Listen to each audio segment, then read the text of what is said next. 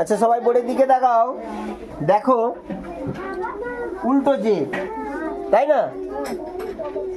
নম্বর 1 প্রথমে আমরা এরকম করে অক্ষরটাকে লিখবো, কেমন?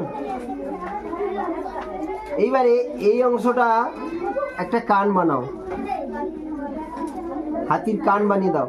হাতির কানটা কেমন গো? কুলোর মতো, তাই না? এটা চোখ, হাতির এটা কি গো? আর এটা মুখের এই অংশটা।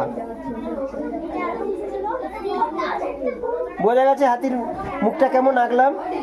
তাহলে নম্বর 1 এটা করবে, দ্বিতীয়ত এইটা 1 2। 3 নম্বর আরেকবার ভালো করে প্রসেসটা দেখে নাও, তোমরা বলো আমি করব। এরপরে দেখো